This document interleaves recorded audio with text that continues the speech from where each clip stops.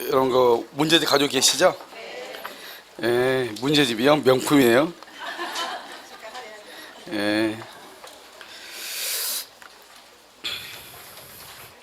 뭐 그렇게 돼 있네요. 왜냐면 맨 앞에 이렇게 해가지고 모두에서 약 한 300페이지 정도로 되어 있죠.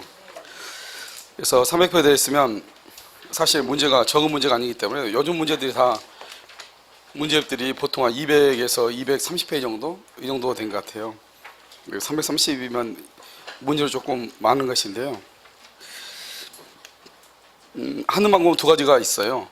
첫 번째 뭐냐면 약간 이론을 하고 홀수만 오전반 홀수하고 야간만 짝수할 것인지, 그 다음에요 뭐 그런 방법이 있다 이 말이죠.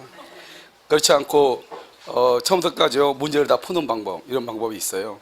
그래서 제 생각에는 여러분들이 그래도 문제풀이를 할 정도가 되면 적어도 기본적인 요약이라든가 이런 것은 여러분들이 유학지를 본다거나 이런 것으로 해야 되지 않을까 이런 생각이 들고, 또 문제를 풀이하면서 설명을 하기 때문에 그때그때 하는 것이 낫죠. 왜냐하면 문제를 보고 그 문제를 분석하는 것도 되게 중요하거든요. 근데 이미 설명을 다 하고 문제를 보면 아까 했던 거구나 이렇게 되면 사실 문제를 분석하는 데 조금 문제가 있기도 하고 여러 가지가 장단점이 다 있어요.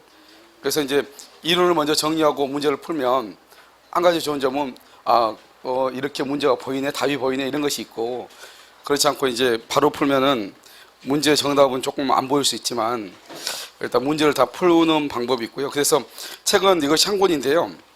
모든 문제집, 모든 것은 다 똑같다고 생각을 해요. 전 과목이요. 그래서 어느 한 문제지만 정확하게 여러분들이 여기 이 문제지만 소화할 수 있으면 제가 봤을 때는 뭐 큰 문제가 없지 않나 이런 생각이 들거든요. 여기 하나의 문제지만 여러분들이 소화를 하잖아요. 소화를 하면은 뭐 고득점한테는 전혀 지장이 없는 것이 아닌가요? 문제라는 게 다 똑같고요.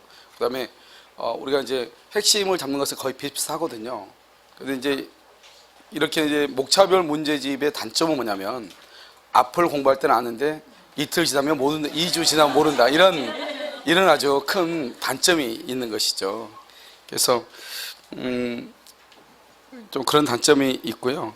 그 다음에 이제 여러분이 좀 부족하고 이런 것들은 뭐 다른 강의를 통해서 보충을 좀 하는 것이 낫지 않을까 이런 생각이 들고, 되도록이면 이제 여러분들이 이제 앞으로 이제 뭐 특강이나 이런 것도 있을 수 있는데 그런 강의들이 이렇게 단기간 안에 끝나는 거 있잖아요. 하루에 끝나고 이런 것들, 이런 강의를 하면 좀 들어가지고 이 전체적인 민법, 뭐 예를 들어서 개론이면 개론, 민법이면 전체에서 끝까지 이렇게 관통하는, 그러니까 처음부터 끝까지 이렇게 무슨 내용인지 알 수 있는, 다른 말로 하면은 여러분 그 모의고사 같은 거 40문제 있잖아요. 40문제 같은 그런 문제들을 지금은 이제 많이 접하면서 푸는 것이 여러분한테 도움이 되지 않을까. 왜냐하면 전체 범위를 이렇게 면포 총칙에서 주로 무슨 문제, 왜냐하면 A형은 순서대로 나오고 B형은 약간 섞는 거거든요. 그래서 아무래도 A형 문제집을 받는 분들은 조금 책의 순서가 생각하면 면포 총칙부터 순서도 쭉 나가는구나. 그래서 이제 B형은 문제를 비슷비슷한데 한 서너 문제 가다가 또 섞이고 서너 문제 가다가 또 섞고 이렇게 하는 거거든요. 그래서 전체적으로 그림을 그릴 수 있는 것이 필요하거든요. 이거 채권이 있는 건데 이 정도만 알아도 사실 문제를 푸는 데 거의 지장이 없거든요. 그래서 전체적인 것을 보는 눈을 좀 가졌으면 좋겠어요. 그럼 무슨 말인지 아시겠죠? 자, 그 다음에 한번 보도록 하겠습니다. 자, 권리 변동이라고 하면 16페이지 되어 있나요? 자, 권리 변동가 나와 있어요. 자, 권리 변동하는 설명이 틀린 것은 이렇게 되어 있죠. 그래서 여러분요, 권리 변동이라는 것은 뭐냐 이런 말이죠. 자, 여기서 이제 보면 뭐요? 휴대폰을 왜 무음으로 해야 되죠? 휴대폰을 무음인가 봐요. 자, 여러분요, 이렇게 권리 변동이 있으면 이 권리 변동이라고 하는 것은 권리가 뭐란다? 발생하죠. 발생하고 변경하고 그다음에 뭐란다? 소멸하는 것이죠. 이건 이제 희한하게 17, 18회 때 나오고 그 다음부터 안 나오고 있는 문제 중에 하나예요. 다른 국가고시에는 지금도 많이 나오거든요. 왜냐하면 이 권리 변동이라는 것은 우리가 이제 물권법에 가서 보면 물권 변동이라고 하는 것하고 똑같거든요. 물권 변동이요. 그래서 똑같이 나오는데 우리 시험에는 왜 실종이 됐는지 그건 잘 모르겠어요. 권리가 이제 발생하면은 이게 원시 취득이라고 하는 것이 있고 뭐냐면 승계 취득이라고 하는 것이 있고요. 그다음에 변경은요. 변경은 주체가 변경되는 경우 있고 그다음에 내용의 변경, 그다음에 작용의 변경 이렇게 있고요. 소멸이라는 것은 절대적 소멸하고 그다음에 뭐가 있냐? 상대적 소멸 이렇게 있는 것이에요. 먼저 큰 그림을 먼저 보면 이렇게 되어 있다 이 말이죠. 그럼 여기서 이제 문제가 중요한 것은 여기 승계치대라는 것이 중요하다 이 말이죠. 그래서 여기서 먼저 여기 내용하고 작용은 다 중요해요. 알겠죠? 그래서 이제 원시취득이라는 것은 소유권 부분에 나와 있는 것이 원시취득이고요. 그다음에 건물의 신축 이렇게 하나만 알면 되죠. 그래서 소유권은 뭐냐면 취득시효, 그다음에 선의취득, 무조건 선점, 유실물 습득, 매장물 발견, 부합, 혼합, 가공. 알겠죠? 이것을 우리는 뭐라고 표현하냐? 그것을 원시취득. 그래서 물권법은 소유권이라고 돼 있잖아요. 거기에 나와 있는 것이 다 원시취득이에요. 거기다가 하나만 더 얹으면 돼. 신축이라고. 물론 뭐 다른 문제 보면 여러분요 청구권의 취득 이런 게 나올 거예요. 그건 전혀 의미 없는 것들이에요. 왜냐면 우리가 이제 소유권을 취득하는 거지 청구권이라고 하는 것은 청구도 물론 그것이 아니다는 것이 아니고 그 청구권을 취득한다? 그럼 취득해가지고 다시 그것은 청구권이라는 것은 상대방의 또 동의라든가 상대방의 협조가 있어야 권리를 최종적으로 취득하는 거기 때문에요. 사실 의미가 없는 것들이에요. 그러면 승계 취득이라는 것은 뭐냐면 이전적 승계가 있고요. 그다음에 여기 설정적 승계가 있어요. 그래서 이전적 승계도 승계 취득이고 설정적 승계도 승계 취득이죠. 그다음에 이 이전 설정적은 뭐냐면 소유권에다가 저당권을 설정을 한다. 소유권에다가 전세권을 설정을 한다. 토지에다가 지상권을 설정을 한다. 이 정도만 보시면 돼요. 그 다음에 이전적 승계라고 하는 것은 뭐냐면 여기서 특정 승계가 있고 뭐가 있어요? 포괄 승계가 있는데요. 특정 승계는 매매라든가 여기 특히 여름 증여라든가 교환이라든가 경매라든가 이것을 얘기하고 포괄은 상속, 그 다음에 회사의 합병, 그 다음에 포괄 유증 이렇게 얘기하죠. 포괄 유증 이렇게요. 그럼 여기에서 이제 중요한 것은 여기서 상속하고 매매를 보는 거죠. 매매는 특정 승계죠. 그래서 상속은 포괄 승계죠. 그런데 이 두 가지는 다 이전적 승계죠. 그럼 이 두 가지는 다 전부가 다 승계 취득이죠. 그래서 어떻게 되냐면 이 매매라고 하는 것은 특정 승계면서 매매는 이전적 승계면서 매매는 승계 취득이다 이 말이고요. 그다음에 여기 상속은 포괄 승계면서 상속은 이전적 승계면서 상속은 승계 취득이다. 알겠죠? 그럼 승계 취득은 또 뭐가 비교된다? 원시 취득하고 비교된다. 그래서 이렇게 하면 안 돼요. 매매로 인한 권리의 취득은 원시 취득이다. 그러면 안 돼. 매매로 인한 권리의 취득은 무슨 취득이다? 승계 취득이다 이 말이고요. 상속은 이전적 승계다. 맞죠? 그다음에 매매는 승계 취득이다. 다 똑같은 말이에요. 알겠죠? 그래서 상속은 포괄 승계다. 이렇게 말하면 안 돼. 상속은 포괄 승계면서 상속은 이전적이면서 상속은 승계 취득이다 이런 말이죠. 알겠죠? 그다음에 주체가 바뀌는 것은 이제 갑에서 을로 바뀌는 것이고 내용은요. 양적하고 질적이라고 하는 것이 있어요.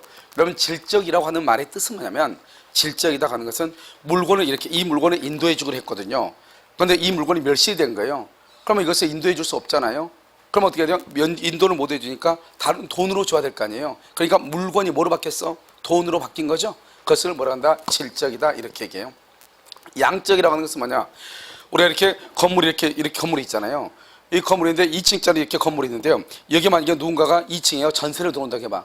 그러면 건물의 소유자는 원래는 전세가 없으면 1층, 2층은 다 쓸 수 있잖아요. 그런데 전세가 들어와서 2층을 만약에 사용하게 되면 자기는 2층을 사용할 수 없잖아요. 그래서 양적이라 양이 줄어들었죠. 소유권의 양이 어떻게 돼요? 자기가 사용할 수 있는 양이 줄어들었죠. 나중에 전세호들을 살고 있는 사람이 나가면 어떻게 돼? 나가면 다시 늘어나죠. 다시 건물이 이렇게 증축을 해. 그럼 어떻게 양이 늘어나죠.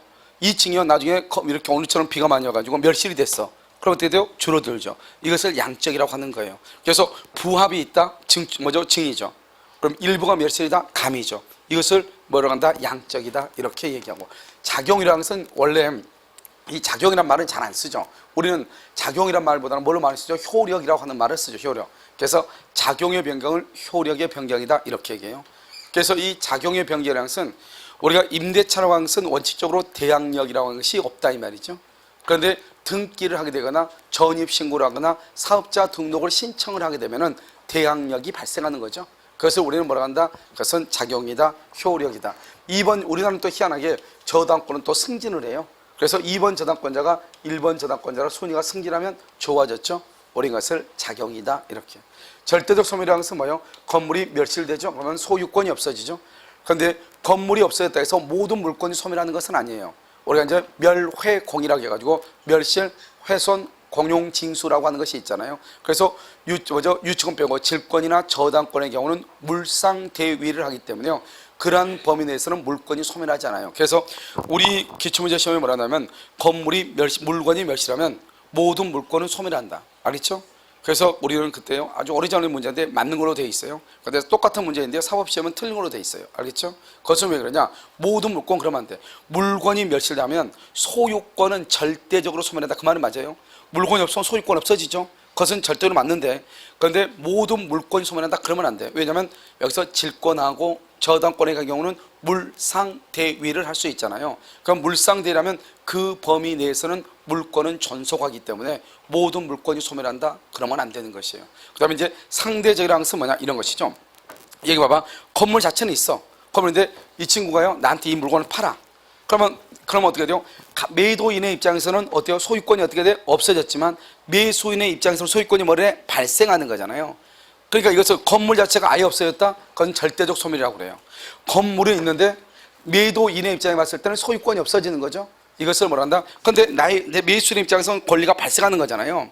알겠죠? 그러니까 이것을 상대적이라고 보는 거죠. 갑의 입장에 봤을 때는 그런데 을의 입장에 봤을 때는 뭐가 된다? 발생이잖아요. 알겠죠? 갑의 입장에 봤을 때는 뭐고? 소멸이잖아요. 그런데 갑하고 을하고 두 사람을 같이 쳐다봐. 왜요? 눈이 두 개 있으니까요. 같이 째려보면 어떻게 돼요? 그래서 소유권이 갑에서 누구로 바뀌어요? 을로 바뀌죠. 그것을 뭐란다? 변경이라고 얘기하는 거예요. 알겠죠? 그래서요 여기서 발생을 말한다? 이전적이라고 하죠. 매매니까요. 그럼 여기 변경은요 주체가 변경됐죠. 소유자가 갑에서 을로요. 그래서 변경은요 상대적이죠. 상대적. 소멸은 갑의 입장에 봤을 때는 소멸일지 모르지만 을의 입장에 봤을 때는 뭐다? 발생이다 이런 말이죠. 그래서 이것을 상대적 소멸, 그다음에 여기 주체의 변경, 이전적 승계 이렇게 표현하는 거예요. 자 한번 볼까요? 건물의 신축만 줄고 그것을 원시취득이다 이렇게. 자 2번 갑이 을의 소유의 토지를 저당에 앞서 저당을 잡은 걸 뭐라 한다? 설정적 승계, 또서 여기 옆줄 긋고 승계 취득 이렇게요. 그 다음에 3번 1순위 저당권이 소멸되어 2순위 저당권이 순위 승계인 줄 것이고 그것을 뭐라 한다? 작용의 변경 이렇게. 작용의 변경 이렇게. 그래서 이거는 권리의 내용상 변경이다. 틀렸죠? 자 그 다음에 4번은요 갑이 소유하는 가옥을 을에게 매각하여 소유권을 상실하죠. 갑이 소유하는 가옥을 을에게 팔았어. 그래서요 갑의 소유권이 상실하죠.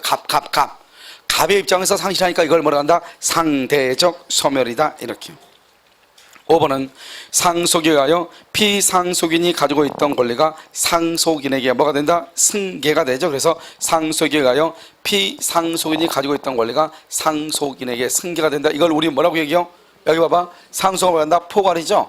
포괄을 다른 말로 뭐라고 한다? 이전적이죠. 그래서 거기 보면 이전적 승계이다 이렇게 안 돼 있어요? 되어 있죠. 그래서 상속은 이전적이다 이렇게 표현을 하는 거예요. 다른 말로 이것을 뭐라고 얘기할 수도 있다? 승계 취득이다 이렇게. 그래서 여러분요 봐봐, 시험에서 우리가 이런 뭐가 나올 수 있냐면, 나올 수 있는 것은 원시 취득이 아닌 것은 이렇게 나올 수 있어. 원시 취득이 아닌 것. 그러면 승계 취득을 물어본다 이 말이죠 지금. 알겠죠? 그러면 가장 중요한 게 여기죠. 여기 이 부분에서 가장 정답으로 많이 해요. 이 부분에서. 알겠죠? 왜냐하면 이 부분은 여러 가지 다양하게 표현할 수 있잖아요. 그래서 매매라고 하는 것은 뭐다? 매매는 특정이면서 이전적이면서 승계취득이고, 그 다음에 상속이라는 것은 포괄이면서 이전적이면서 승계취득이니까 포괄 승계는 이전적이다, 매매는 이전적이다. 그러면 이건 매매하고 상속하고 똑같은 것이 아닌데 이렇게 생각할 수 있잖아요. 알겠죠? 그래서 이런 것들을 가지고 잘 봐야 된다 이런 말이죠. 자, 준법률행위라고 나와 있나요? 준법률행위를 보면 여기서 이제 중요한 것은 우리가 이제 법률 사실이라고 하는 것이에요.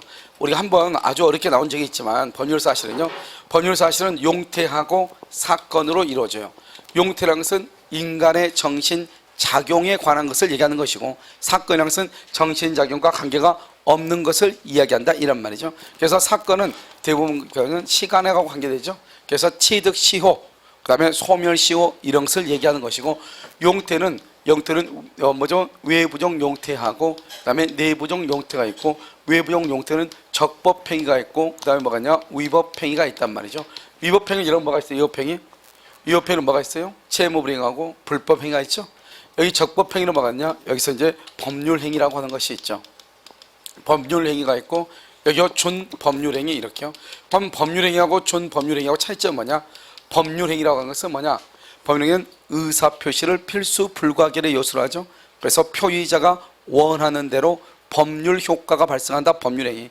준법률행위라고 하는 것은 그것을 법률적 행위라고도 얘기하는데, 준법률행위는 법률의 규정에 의해서 법률 효과가 발생하는 것이죠.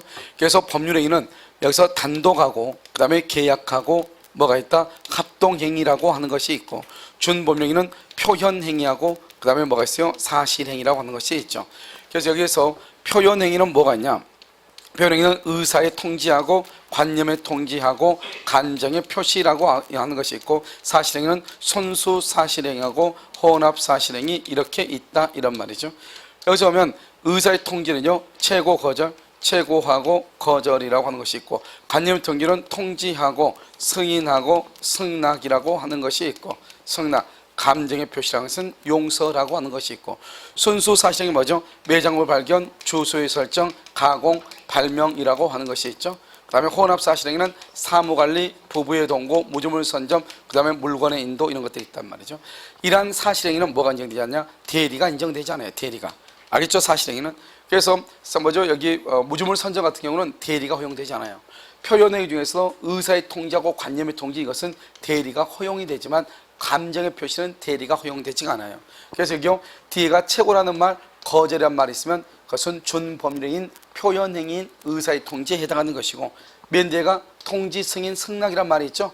우리는 이것을 관념의 통지 이렇게 얘기하는 거죠. 그 다음에 항상 여기 보면 법률행위는 뭐를 필수 불가결의 요소로 한다? 의사표시죠. 그래서 문제에 뭐라고 나올 수 있냐? 준법률행위가 아닌 것은, 그러면 의사표시인 것을 찾아라 이 말이고, 의사표시가 아닌 것은 그러면 준법령행위를 찾아라 이 말이죠. 왜? 두 가지가 비교가 되니까. 그래서 여기서 단독행위는 상대방이 있는 것과 없는 것이 있단 말이죠. 여기서 상대방이 있는 것 중에서 뭐가 있냐면, 먼저 계약의 해제권이 있고, 그 다음에 해지권이 있고, 그 다음에 취소권이 이렇게 있고요. 그 다음에 무권들에서 본인의 뭐가 있냐? 추인권이 있고, 상대방의 철회권이 있고, 그 다음에 미성년자인 경우 법정들의 동의라고 하는 것이 있고, 그 다음에 우리가 이제 여기서 채권자가 하는 것을 뭐란다? 면제라고 하고, 채무자가 하는 것을 상계다 이렇게 얘기해요. 단독행위는 유언하고, 그 다음에 유증하고, 재담법인 설립행위, 그 다음에 소유권, 그 다음에 점유권의 포기, 소유권, 점유권의 포기 이렇게 했죠. 여기서 이제 시험에 나온 것은 첫 번째가 어떻게 나오냐 이렇게 나와. 첫 번째 나온 것은 다음 중에서 단독행위가 아닌 것은, 아닌 것을 물어본 것은 이 세 가지가 지금 비교되죠. 단독행위 아닌 것은 계약이나 합동행위로 물어봐. 합동행위는 사단법인 설립행위거든요. 그런데 여기서 단독행위 아닌 것은, 그러면 이것이 아닌 것은 전체를 물어보는 거죠. 그래서 여기서 뭐 나오냐? 유증하고 비교가 된 게 바로 뭐냐? 증여라고 하는 것이에요. 그래서 증여는 뭐냐? 계약이거든요. 계약. 그 다음에 여기 해제 있죠. 해제. 해제하고 비교가 되는 게 뭐냐? 그것은 뭐 합의 해제라고 하는 거. 합의 해제. 이 합의란 말이 계약이란 말이죠. 그래서 이것을 해제 계약이다 이런 말이죠. 해제 계약이다. 그 다음에 여기 또 이렇게 단독행위를 뭐라냐? 단독행위를 일방행위라고 그래. 일방행위. 단독행위를. 이 일방행위와 비교된 게 뭐냐면 일방예약이라고 하는 것이에요. 일방예약. 이 예약이라는 것은 언제나 뭐다? 이것은 계약이라고 하는 말이거든. 계약. 그래서 이 세 가지가 단독이냐 계약이냐를 따질 때 중요한 것이고요. 그 다음에 요즘 최근에 이제 안 나오다 나온 것들이 바로 뭐냐면, 상대방이 있는 단독행위가 아닌 것은, 여기를 물어보는 거죠. 유언, 유증, 재단법인 설명이, 소유권, 점유권의 포기, 이것을 이제 물어보기도 하고요. 그 다음에 전체적으로는 주로 어떤 걸 물어보냐면, 여기 의사의 통지, 관념의 통지하고 여기 단독행위를 비교할 줄 아는가. 다 두 글자씩이잖아. 두 글자씩. 알겠죠? 그러니까 뭐냐면 다음 중에서 준법률행위가 아닌 것은 1번, 2번, 3번, 4번, 5번 이렇게. 다음 중에서 의사표시가 아닌 것은 1번, 2번, 3번, 4번, 5번 이런 식으로 나온단 말이죠. 알겠죠? 그러니까 전체적으로 우리가 이제 공부를 할 때 단독행위가 아닌 것, 그것은 계약을 물어보는 것이다. 알겠죠? 그다음에 두 번째는요, 의사표시가 아닌 것, 준법률행위를 물어보는 것이다. 이런 말이에요. 이해됐죠? 자, 한번 볼까요? 준법률행위인 것은 이퀄. 준법률행위인 것은 이퀄하고, 의사표시가 아닌 것은 이 말이죠. 의사표시가 아닌 것은 1번이요. 첫 번째 줄 끝에 동이라고 되어 있죠. 2번은요. 맨 끝에 취소라고 되어 있고요. 4번은 맨 끝에 추인이라고 되어 있고, 5번은 해지라고 되어 있죠. 그런데 3번은 봐봐. 채무이행에 뭐라고 되어 있다? 최고라고 되어 있죠. 최고는 이퀄 의사의 통지죠. 의사의 통지. 그래서 준법률행위다 이런 말이죠. 자, 그럼 3번은 봐봐. 3번은 의사의 통지인 것은, 여러분 의사의 통지는 뭐죠? 끝에가 뭐라고 있어야 돼? 끝에가 의사의 통지는 끝에가 최고하고 거절이란 말만 있어. 최고 맨 끝에만 다 동그라미. 맨 끝에만 동그라미. 거절, 통지, 그다음에 채무 승인할 때 승인. 그다음에 4번은요. 대리권 수여의 표시라고 되어 있죠. 자, 그러면 줄거 대리권 수여만 줄거. 대리권 수여만 줄고 그것을 뭐라고 하냐? 대리권 수여 줄었어요? 그것을 수권행위라고 얘기해요. 수권행위. 옆줄 긋고 단독행위라고 그래요. 표시 동그라미하고 표시를 뭐라냐? 그것을 통지라고 얘기해요. 통지. 옆줄 긋고 그것을 관념의 통지라고 얘기해요. 관념의 통지. 그러니까 말은 표시라고 되어 있지만 그것이 관념의 통지 이렇게 되는 것이고요. 알겠죠? 그 다음에 1번은요. 여기 1번은 거절이죠. 거절이 의사의 통지는 최고하고 무슨 말이 있으면 돼? 거절이란 말이 있으면 되잖아요. 최고, 거절 이렇게. 그러니까 D가 통지하고 승인하고 승낙이란 말이 있다. 그럼 뭐다? 관념의 통지, 관통상이라고 했죠. 그래서 그것을 관념의 통지다. 그래서 의사의 통지인 것은 그 말은 이퀄 문제 관념의 통지가 아닌 것은 이 말이죠. 왜요? 의사의 통지하고 관념 통지 두 가지가 비교가 되잖아요. 그래서 여기서는 의사의 관념의 통지가 아닌 것은 이런 말이죠. 알겠죠? 자, 4번요. 권리 변동하는 설명으로 옳지 않은 것은 이렇게 되어 있죠. 1번 취득시효죠. 그럼 취득시효는 뭐다? 원시 취득이죠. 2번 신축도 맨 끝에 원시. 매매는 뭐죠? 매매는 특정이면서 이전적이면서 승계 취득이죠. 무주물은 뭐다? 원시 취득. 저당권 취득은요. 그러면 저당권은 뭐예요?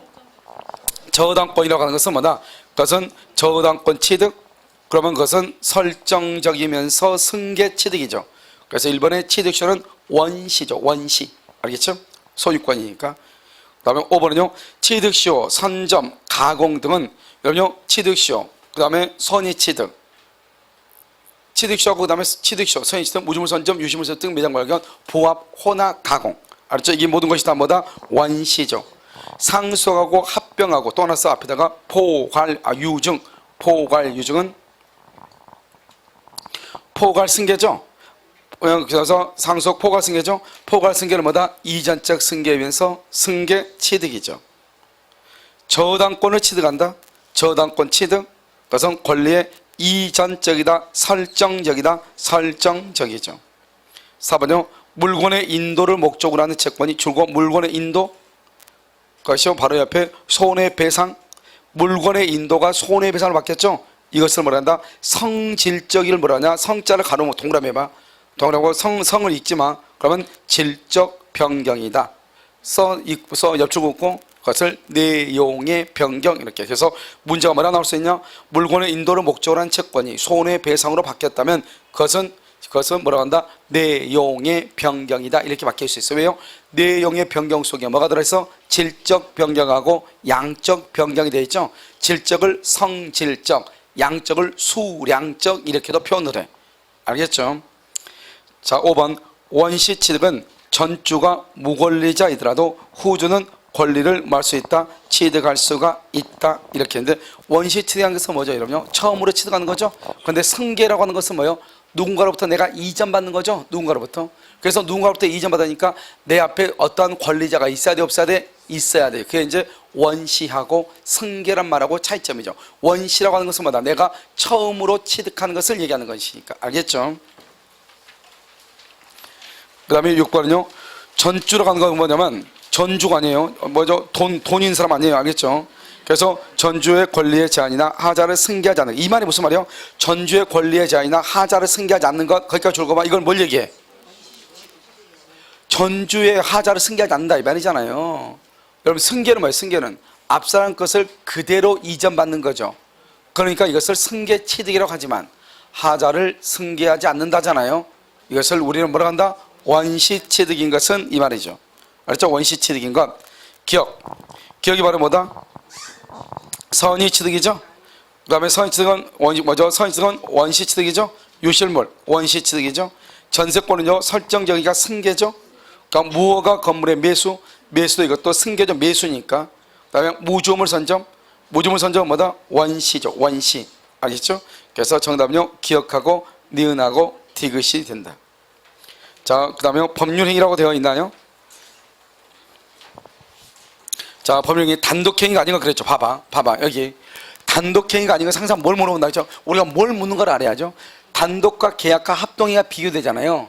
단독행위가 아닌 것은 계약이나 합동행위를 찾아라 이 말이죠. 지금 알겠죠? 세 가지가 비교가 되니까. 그래서 거기 보면 유언, 상대방 없는 거죠. 면제, 면제는 누구죠? 채권자가 하는 거죠.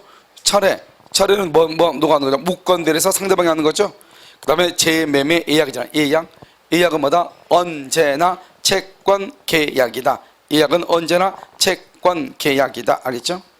그래서 임차권의 양도의 동의란 말이 있죠. 그래서 상대방 있는 이다. 이렇게. 그 다음에 법령의 종류와 연결이 잘못된 거 이렇게 돼 있죠. 자, 이제 여기서 이제 보면, 뭐를 지금 우리가 이제 봐야 되냐면, 민법 총칙 이제 우리가 강의를 할 때 보면, 첫 시간에 이제 얘기하는 게 있단 말이죠. 여기 이렇게요. 갑이 있고, 여기 을 있죠. 갑악을 하고 계약을 하죠. 계약을 하고 갑원들한테 등기를 이렇게 주죠. 이 계약을 뭐라고 하냐? 채권행위다. 이렇게 얘기하죠. 이것을 계약을 뭐라 한다? 법률, 뭐라고 한다? 요건이다. 이렇게 얘기하고, 이것을 무슨 행위다? 채권행위라고 얘기하고, 이 채권행위는 뭐라 한다? 의무를 부담하죠. 그래서 의무 부담 행위라고 얘기하고, 의무 부담 행위는 이 행위의 문제를 남긴다. 그래서 이 행위의 문제를 남긴다. 이렇게. 그래서 이렇게 의무가 있으면 그 의무를 이행을 해야 되잖아요. 그래서 의무를 이행하지 않는 것, 우린 것을 뭐라고 한다? 채무 불이행이다. 이렇게 하고요. 이 의무 부담 행위는 569조에 의해서 우리는 타인 소유물에 대해서도 매매 계약을 체결할 수 있다. 이 말이죠. 그 말은 타인 소유물에 대해서도 매매 계약을 체결할 수 있다. 이 말은 누구든지 의무 부담 행위를 할 수 있다. 이 말이죠. 즉 처분 권한이 없더라도 이 말이죠. 그런데 여기서 등기를 하죠. 이것을 법률 효과라고 얘기하는 것이고, 이것을 뭐라고 한다? 물권 행위라고 얘기하는 것이고, 이 물권 행위를 뭐라고 얘기하냐? 처분 행위라고 얘기하는 거죠. 그래서 처분 행위는 뭐가 있어야 된다? 처분 행위는 처분 권한하고 처분 권한이나 처분 능력이 있어야 돼. 그래서 이 처분 권한이라는 것은 뭐냐? 간단히 얘기하면 등기를 해줄 수 있는 권리가 있어야 된다. 이런 말이죠. 그러니까 처분 권한이 없다. 그러면 그 처분 권한이 없는 자의 법률행위는 뭐가 된다? 무효가 된다. 이 말이죠.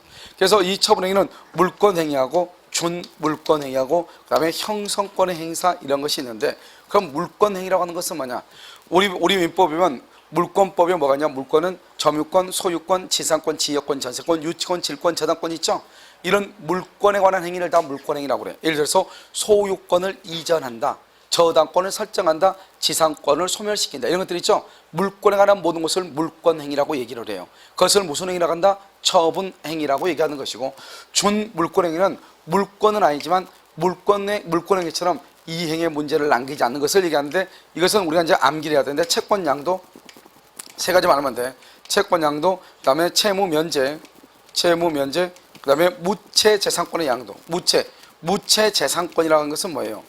무채재산권은 저작권이라든가 특허권 같은 것은 눈에 보여요, 안 보여요? 안 보이죠? 모양이 없는 재산권이다 이 말이죠. 그래서 무채재산권의 양도, 채무면제, 채권양도 이렇게. 알겠죠? 이런 것들을 우리는 뭐라 한다? 그것을 준물권행위라고 하고, 우리 시험에 2번이나 나왔단 말이죠. 그래서 이제 이것을 가지고 이제 채권행위하고 물권행위 이렇게 보는 것이고요. 그 다음에 이제 우리가 출연행위라고 하는 것이 있단 말이죠.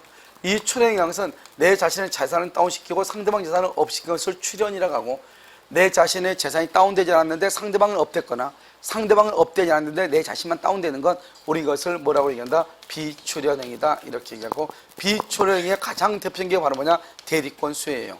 우리가 이제 대리권을 수혜하잖아요. 그러면 갑이 을한테 대리권을 줬다고 해서 갑의 재산이 다운되고 대리인의 재산이 업되는 것이 아니란 말이죠. 그래서 이것을 비출연행위다 이렇게 얘기하고, 이 출연행위는 뭐가 있냐? 유상행위하고 뭐가 있어? 모상행위가 있죠. 유상은 서로 대가적 출연한다. 대가적 출연. 매매계약 봐봐. 매매계약에서 매도인은 소유권 이전 등기를 해주는 대가로 매수인한테 뭘 받아? 잔금을 받고, 매수는 잔금을 주는 대가로 뭘 받아? 등기를 받잖아요. 그것을 우리는 유상이라고 얘기하는 것이고, 모상계약은 증여 같은 거죠. 나는 모상계약 일방이요. 일방이 예를 들어서 길거리에 거지를 만나가지고 내가 돈 1,000원을 준다고 해봐. 그럼 나는 그 사람한테 1,000원을 줬는데 받는 게 있어 없어? 없잖아요. 무슨 말인지 알겠죠? 상대방은요. 상대방은 1,000원이 생겼죠. 그래서 나는 1,000원이 다운이잖아요. 알겠죠? 근데 상대방이 나한테 무슨 대가적으로 주는 게 있어 없어? 없죠. 그것을 모상이다. 그래서 유상행위와 모상행위를 합해서 뭐라고 한다? 출연행위라고 얘기하는 것이에요. 출연행위. 알겠죠? 이것을 출연이다 이렇게 얘기를 하는 것이에요. 자, 그 다음에요. 어디를 보시면 법령 종류와 연결이 만들고, 채권행위 뭐죠? 교환계약이죠. 교환계약이죠.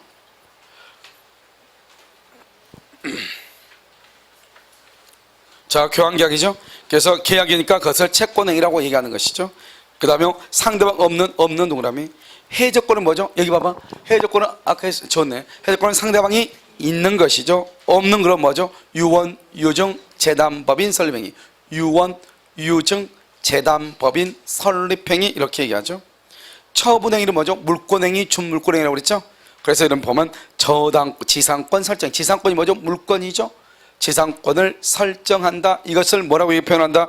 좀 처분행위다. 이렇게요. 물권, 지상권 설정행위는 뭐냐? 이퀄 물권행위예요. 그래서 처분행위는 물권행위와 준물권행위, 형성권의 행사가 포함되는 거잖아요. 그 다음에 여기 임대차죠. 여러분 임대차는 여러분 유상하고 무상은 뭐죠? 출연이, 대가적 출연이 있느냐 없느냐 문제잖아요. 그래서 유상행위 속에 뭐 들어가? 매매, 교환, 임대차가 들어가. 써봐. 거기다가 매매, 교환, 임대차 이것을 유상이죠. 무상은 증여. 증여하고 뭐가 있다? 사용대차. 증여하고 뭐가 있어요? 사용대차 이런 것이 있는 거죠. 사용대차 이렇게. 자, 그 다음 장 비출연행위에 해당하는 것. 비출연행위 아까 말했죠? 비출연행위는 우리가 출연행위만 비 빼고 출연행위는 뭐가 있죠? 출연행위는 유상과 무상을 출연이라고 그랬죠. 여기 봐봐. 유상과 무상을 출연이죠. 그러면 여기요 매매 유상이죠. 2번 증여는 무상이죠. 3번요 소유권의 양도라고 되어 있나요? 소유권이니까 이거 소유권은 매매죠. 양도하니까 그런 거 뭐죠? 그것은 유상이죠. 그 다음에 부담부 유증이죠. 그러면 이게 이제 문제인데요. 이것을 뭐로 볼 것인가? 알겠죠? 그래서 부담부 증여 또는 부담부 유증 같은 경우는 뭐냐면 실제로 이제 이것을 유상으로 볼 것인가 무상으로 볼 것인가 논란은 있어. 논란은 있지만 아무튼 둘 다 유상이면 무상이 포함되죠. 부담부란 거 뭐예요? 너 내가 죽으면 너 이거 너 가져. 대신에 뭐 해줘 이 말이잖아요. 이게요. 무슨 말인지 알겠죠? 그러니까 부담을 주는 거니까 그냥 준다는 측면에서 보면은 무상인데 상대방이 다른 반대 뭔가를 해야 된다 그런 측면에서 보면 유상이 될 수 있죠. 그거 따질 필요 없이 아무튼 유상, 무상도 다 어디에 포함돼? 출연행위에 포함되니까 따질 필요는 일단 없죠. 그러면 가장 대표적인 게 뭐라고 그랬죠? 대리권 수여. 대리권 수여는 출연이다, 비출연이다. 비출연 가장 대표적인 것이다 이런 말이고요. 그 다음에 4번은요. 다음 설명 중 틀린 것은 이렇게 되어 있나요? 1번 처분권 없이 한 채권행위와 물권행위는 모두 무효이다 이렇게 되어 있어요. 자, 봐봐. 우리가 여러분요 여기 보면 의무부담행위는 누구든지 할 수 있죠. 의무부담행위는 채권행위라고 그래요. 채권행위는 누구든지 할 수 있어. 그런데 물권행위, 처분행위는 누구든지 할 수 있는 게 아니죠. 뭐가 있어야 돼? 처분 권한이 있어야 된단 말이죠. 그래서 처분권 없이 한 물권행위는 무효이고 채권행위는 유효가 돼. 그래서 채권행위 줄 것이고 유효. 그래서 물권행위는 무효 이렇게 무효. 그래서 모두란 말이 틀렸어. 알겠죠? 둘 다가 아니고 채권행위는 유효, 물권행위는 무효 이렇게. 2번 단독행위에는 계약에 관한 규정은 준용되지 않는다. 이게 원칙이죠. 왜냐하면 단독은 의사표시가 하나 있는 것이고 계약은 두 개 있는 것이니까 다르죠. 그 다음에 3번은요 채무면제. 그것은 단독행위이죠. 그것은 조건을 붙일 수가 있죠. 왜요? 채무면제는 상대방한테 유리하다 불리하다 유리하다 이런 말이죠. 4번 법률행위의 분류로서 출연행위와 비출연행위 구별이 있는데 매매계약은 뭐에 속한다? 매매계약은 출연행위이면서 무슨 행위다? 유상이다. 매매는 출연행위 중에서도 출연행위는 유상과 무상이 있다고 했잖아요. 그래서 매매계약은 출연행위이면서 뭐에 속한다? 유상행위에 속한다 이렇게. 5번 상대방 없는 단독행위는 상대방 없는 요식행위로 되어 있는 경우가 많다 이렇게 되어 있나요? 상대방 없는 단독행위 주로 한번 먹어봐. 상대방 없는 단독행위는 뭐가 맞죠? 유언, 유증, 재담법인, 설립, 법인 설립이죠.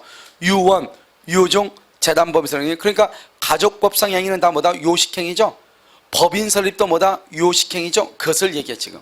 그래서 유언하고 유증하고 재담법인 설립행위 가족법상 행위는 다 요식이거든요. 그 다음에 법인 설립도 요식, 정관을 작성하고 등기를 해야 되거든요. 그래서 이것을 얘기하는 것이다 이런 말이죠. 자, 이제 불능하고 이렇게 한번 보도록 하겠습니다. 알겠죠? 불능 한번 보시면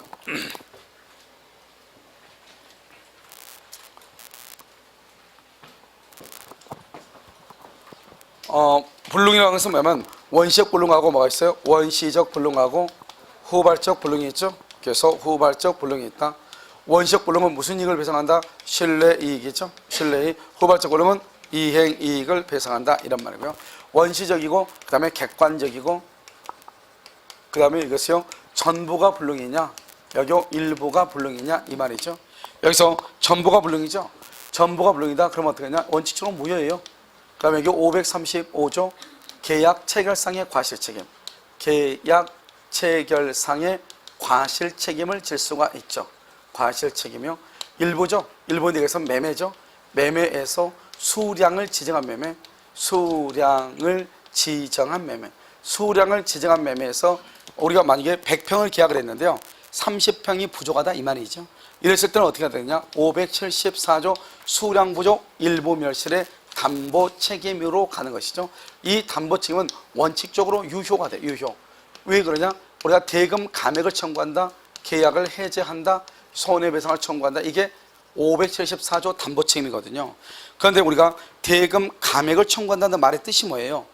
그것은 매매계약 관계가 유효일 것을 전제로 해요? 무효일 것을 전제로 해요? 유효니까 대금 감액을 해달라고 하겠죠. 유효니까. 생각해 보세요. 계약이 무효인데 너하고 나하고 계약은 무효인데 그러면은 돈 좀 깎아달라. 말이 돼? 안 돼? 안 되는 거잖아요. 그래서 이것을 유효이다. 유효 이 말이죠. 그래서 계약 체결상의 과실책임. 그래서 여기 보면 우리가 일부가 부족할 때는요. 그것은 담보 책임으로 가는 거지 계약 체결상의 과실책임으로 가는 것은 아니고 두 번째 유효니까 부당이득 반환이라고 하는 말이 나와 안 나와? 안 나와. 그래서 매매계약에서 원시적으로 일부가 불능이죠. 그러면 계약 체결상의 과실책임이나 그 다음에 부당이득의 문제는 발생하지 아니한다 이렇게. 그 다음에 여기서 원시적이라고 하는 말의 뜻은 뭐냐면 이미 멸실 이 말이죠. 이미 멸실됐다 이 말이에요. 그러면 이미 멸실한 말의 뜻은 뭐냐? 원시적 불능이란 말이고 이미 멸실한 말은 무슨 말이냐? 무효라는 말이고 이미 멸실한 말은 계약 체결상의 과실책임이다 이 말. 그래서 다음 중에서 계약 체결상의 과실책임을 찾으시오. 이미 멸실. 다음 중에서 무효인 것을 찾으시오. 이미 멸실. 다음 중에서 원시적 불능인 걸 찾으시오. 이미 멸실. 이렇게 되는 거예요. 그런데 일부가 부족이다. 그러면 담보 책임으로 가는 거지 계약 체결상의 과실책임으로 가는 것은 아니다 이 말이고 후발적은 원칙적으로 뭐가 되냐? 유효가 되는 것이고 여기서 후발적은 뭐냐면 채무자의 잘못이 있다. 귀책사유. 그 다음에 여기가 채권자의 잘못이 있다. 쌍방의 잘못이 없다. 그러면 쌍방의 잘못이 없다로도 나오고 채무자가 잘못이 없다 이렇게도 나와. 그럼 이것은 뭐냐? 이것을 채무불이행이라고 그래요. 채무불이행이 있으면 계약을 해제하고 그 다음에 원상회복을 청구하고 손해배상을 청구하고 그 다음에 채권자 잘못이 있다. 쌍방이 잘못이 없다. 이것을 우리는 위험부담이라고 얘기하고 쌍방이 잘못이 없을 때는 또 대상청구권이라고 하는 것이 있어. 대상청구권. 알겠죠? 그래서 우리가 후발적 불능하고 관계된 것이 이거예요. 후발적 불능하고 관계된 것. 그래서 시험에 뭐라고 나오냐? 다음 중에서 후발적 불능과 관계가 없는 것은 이렇게 나올 수 있어. 그러면 1번, 2번, 3번, 4번 계약체상과실책임 5번. 알겠죠? 그래서 다음 중에서 유효인 것이 아닌 것은 이렇게 나와. 유효인 것이 아닌 것은 계약 체계로 임대차 계약 체계로 저당권 설정기하고 어쩌고저쩌고 후후후 하는데 전 이렇게 나와. 알겠죠? 이미 이렇게요. 그래서 이 두 가지를 구별할 줄 아느냐 이걸 나오고 그 다음에 이제 여기서 이제 가장 중요한 것은 뭐냐면 채무불이행이라고 하는 말을 알고 있느냐 모르고 있느냐. 채무불이행이라고 하는 말을 알고 있느냐 모르고 있느냐 이 말이죠. 채무불이행은 후발적으로 채무자가 잘못 있는 거죠. 그래서 후발적으로 채무자가 잘못 있는 것을 채무불이행이다 이렇게요. 그래서 후발적으로 채무자가 잘못 있는 것을 채무불이행이라고 하는데 됐죠 지금. 이 채무불이행 하는데 채무불이행은 위험부담이라든가 계약 체결상의 과실책임 이 두 가지에서는 채무불이행이라는 것이 나와 안 나와? 안 나온다 이 말이죠. 그래서 위험부담이라든가 계약 체결상의 과실책임 여기에서는 채무불이행이란 말이 나올 수가 없다. 그래서 항상 조심해야 돼요. 무슨 말인지 알겠죠? 자, 문제를 보면 후발적 불능은 법률행위 성립 후에 발생한 것이므로 당해 법률행위는 유효한 것이고 다만 채무불이행 또는 위험부담의 문제를 낳는다 이렇게 되어 있죠. 그래서 후발적 불능은 법률행위의 성립 후에 발생한 것이므로 이렇게요.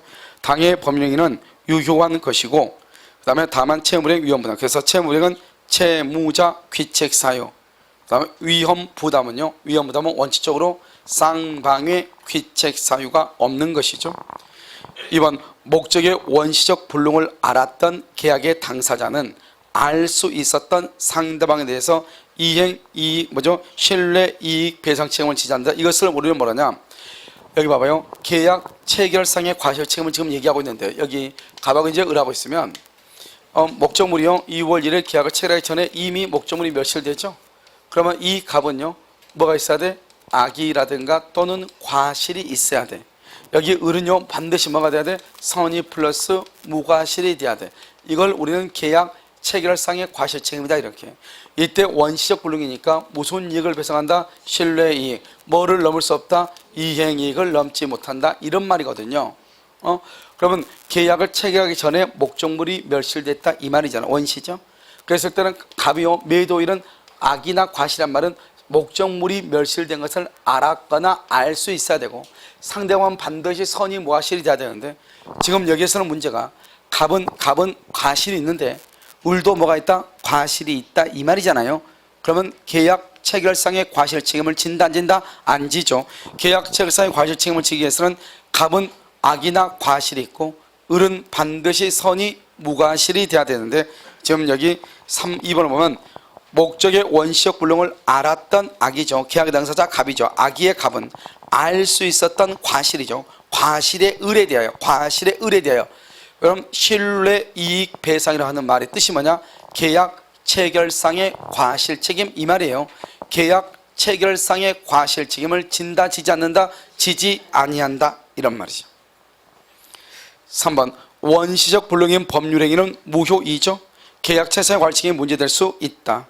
4번 목적의 법률행위 목적의 일부가 불능이죠. 일부. 그러면 일부가 불능은 원칙적으로 무슨 불능이다? 전부가 무효이다.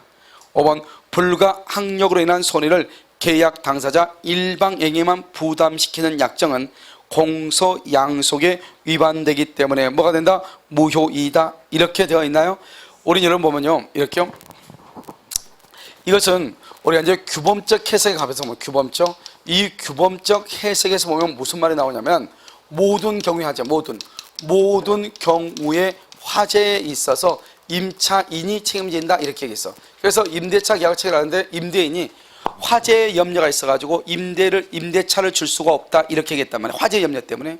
그랬더니 뭐라고 하냐? 이 임차인이 모든 경우에 화재에 있어서 책임을 진다 이렇게 약정서를 쓴 거예요. 그때 이 모든이라고 하는 말이 무슨 말이야? 모든. 대법원에서 뭐라냐? 모든은 불가항력의 경우를 포함한다. 불가항력. 불가항력의 경우를 포함한다. 불가항력으로 발생한 거. 그럼 무슨 말이냐? 지금 여기 천정 안에서 전기 누전 합선으로 해가지고 화재가 발생했다. 그건 내가 어찌할 수 없는 거잖아요. 그런 경우도 임차인이 책임진다 이 말이에요. 그러니까 불가항력의 경우를 임차인 혼자서만 책임을 진다. 가능하다 가능하지 않다? 가능하다 이런 말이죠. 알겠죠? 그래서 이것을 얘기하는 것이에요. 그래서 여러분 불가항력이라는 손해를 계약 당사자 일방에게만 부담시키는 약정 거기까지를 줄구시고 거기다 써 모든 경우에 화재에 있어서 임차인이 책임진다 이 말이에요. 모든 경우에 화재에 있어서 임차인이 책임을 진다. 이때 모든이라고 하는 것을 뭐를 포함한다? 불가항력을 포함한다. 그래서 불가항력적 손해 발생을 포함한다 이런 말이에요. 알겠죠? 이것을 얘기하는 것이죠. 자, 그 다음에요. 여러분요, 6번 한번 봐봐, 이제. 6번하고 7번은요. 이게 여러분요, 이제 원시적 불능, 호발적 불능 이렇게 간단히 나왔지만, 우리 시험에는 이런 식으로, 이렇게도 나오지만, 우리 시험에는 뭐라고 주로 시험에 나냐면, 이렇게요. 다음 중에서 무효인 것은 이렇게, 무효인 것은, 그래가지고 이미 멸시 이렇게 나오고, 나머지는 다 계약체계로 이런 식으로. 알겠죠? 그래서 원시적과 후발적을 구별할 수 있느냐 없느냐 그렇게 해서 주로 나왔단 말이죠. 그 다음에 이제 강행법규에 보면 적법성이라고 하는 것이 있죠. 이 적법성에 보면 뭐냐면 적법성 먼저 이것은요 강행규정하고요 강행규정 그 다음에 임의규정 이렇게 나누어져.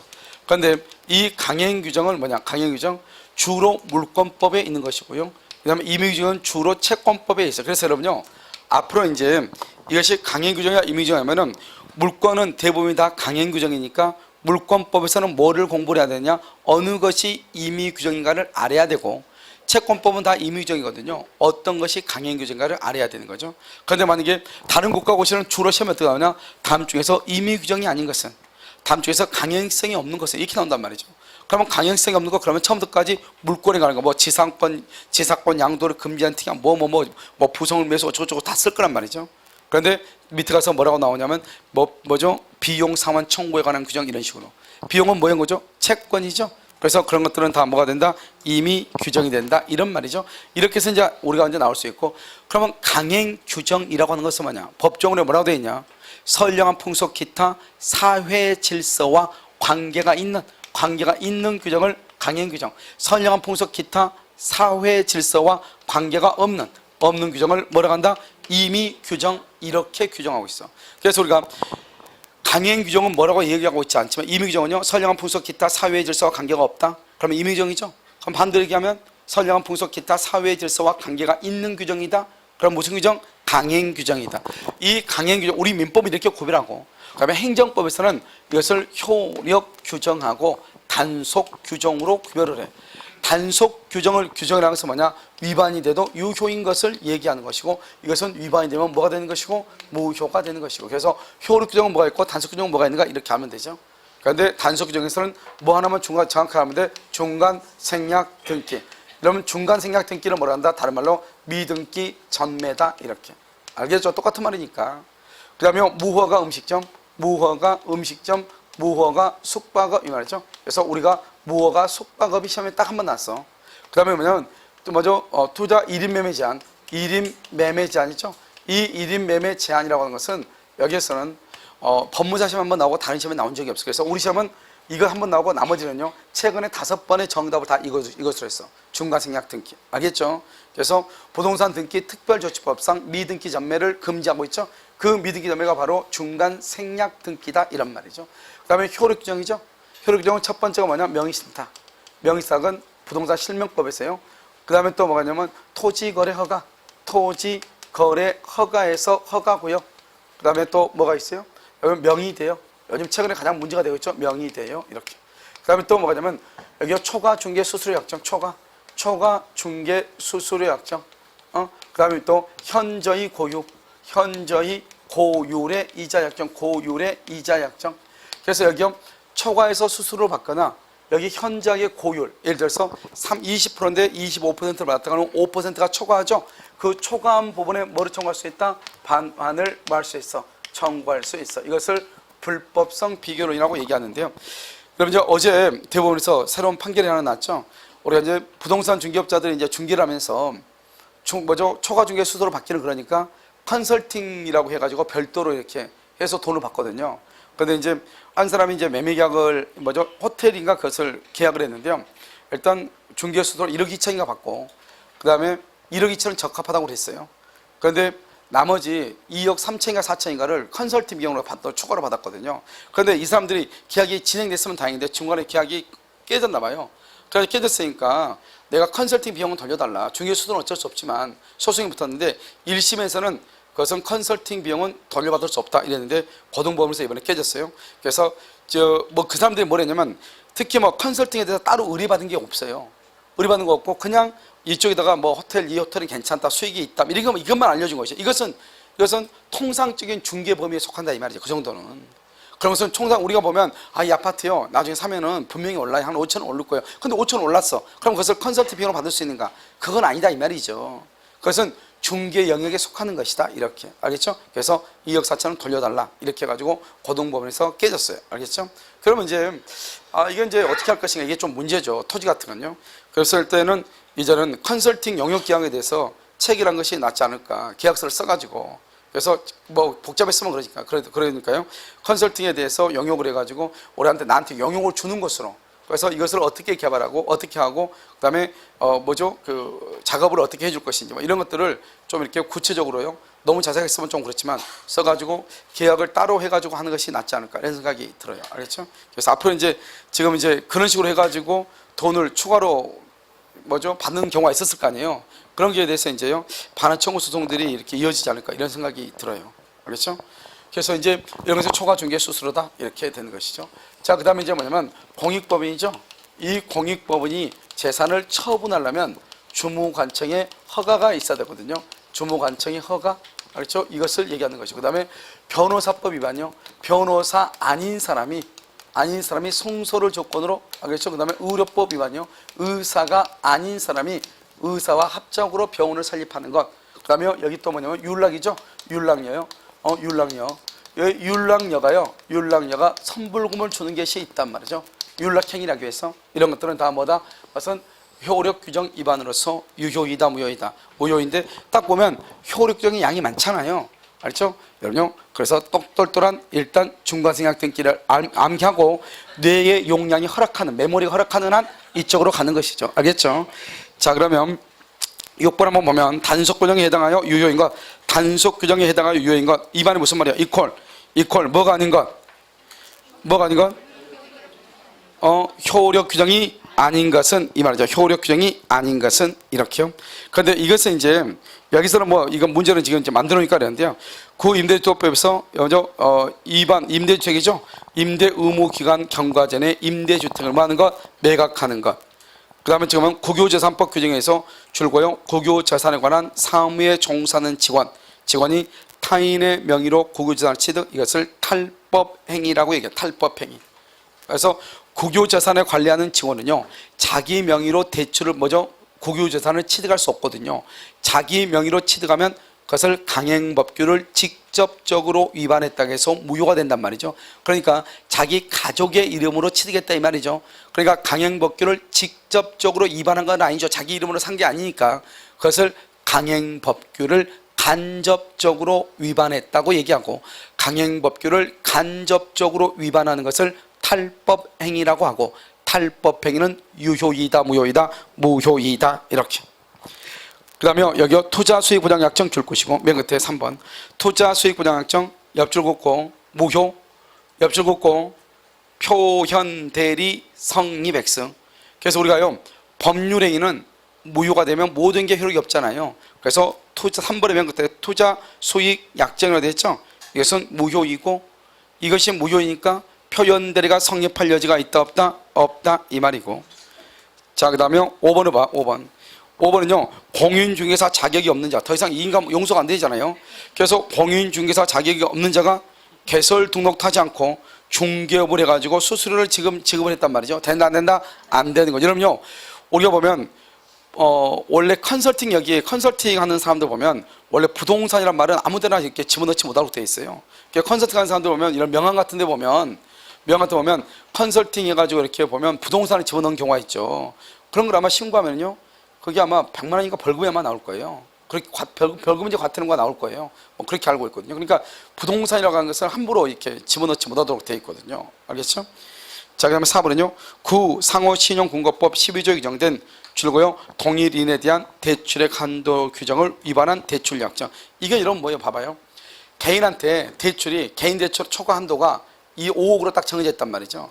그럼 보통 대출하지 않고 5억을 다 빌려주면 다른 사람을 데려오라 해가지고 그 사람 이름으로 대출을 대신해 주죠, 보통은. 그런데 이 사람들 원래는 5억인데 6억을 대출을 해줬다 이 말이죠. 그러면 그것이 만약에 무효라고 해봐, 효력 규정이. 그러면 상호신용공고를 그걸 돈 못 받는다 이 말이잖아요. 알겠죠? 말이 돼요, 안 돼요? 안 되죠. 그러니까 대출 약정 그 자체는요 뭐로 본다? 일단 유효로 봐줘. 나중에 이런 규정을 위반해가지고 금감원에 발견이 돼가지고 그 상호신용공고가 어떤 제재를 받는 것은 논외로 치더라도 빌려준 돈은 사실이잖아요. 채권 채무니까요. 그러니까 그것 자체는 뭐가 된다? 유효가 된다 이런 말이죠. 자, 7번은요 옳게 묶은 것은 이렇게 되어 있죠. 자, 그럼 뭐냐면 금융실명이죠. 금융실명도 안 되고 위에요 엉뚱한 거 이렇게 쭉쭉 쌓았나 봐요. 다음에 효력 규정을 옳게 묶은 거 효력 규정이요. 그렇게 되어 있죠. 여기 보면 비실명 금융거래계약상의 사법상의 이렇게 줄고 봐요. 맨 끝에요. 그럼 이것도 생각해봐요. 똑같은 말이죠, 위하고요. 내가 원래는 실명 확인을 하고 예금을 해야 되죠. 그러니까 실명하지 않고 예금을 했거나 다른 사람의 이름으로 해가지고 예금을 했다. 그러면 나의 예금은 없어진다, 없어지지 않는다? 없어지진 않죠. 그에 대한 뭐는 받을 수 있다? 제재는 받을 수 있다. 이 말이죠. 알겠죠? 그래서 사법상 효력 자체, 예금 계약 자체는 유효인데 예를 들어서 뭐 과태료 처분이나 이런 것을 받을 수는 있겠죠. 과징금처럼요, 과징금이요. 자, 니을은 일정 기간 전매 행위를 금지를 위반한 뭐라 했죠? 전매 계약이죠. 그래서 여러분요, 맨 위에 6번 한번 봐봐요. 6번에 1번 보면 구임대주택법이죠.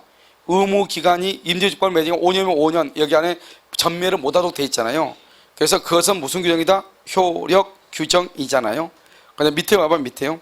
그 주택건설 촉진법상 일정 기간 동안 전매행위를 금지를 위반한 것이 있죠. 이것은 뭐가 된다? 단속. 이것도 단속. 그다음에 니을은요 초과 중개 수수로 효력. 근데 여기에서 사실 우리 시험에 나올 수 있는 것은 그래서 니을 디귿하고 니을밖에 없어요. 알겠죠? 물론 기억 이것도 이제 시험에 다른 국가고시 한번 나온 적은 있어요. 나온 적 있고 더 이상 나온 적은 없어요. 알겠죠? 그래서 여러분요 디귿 보면 중간 생략 등기에 관한 합의라고 되어 있죠. 이것을 달말로 뭐라 한다고? 미등기 전매행위다. 미등기 전매행위 이렇게. 됐죠 지금? 그래서 초과 중개 수수료에서 여러분요 니을에서 초과 동그라미 초과한 중개 수수료죠. 이것은 반환을 청구할 수 있어. 초과하는 거. 반환을 청구할 수가 있다. 이렇게. 자 여러분 잠깐 쉬었다가요. 반 사이즈서 운영부터 오도록 하겠습니다.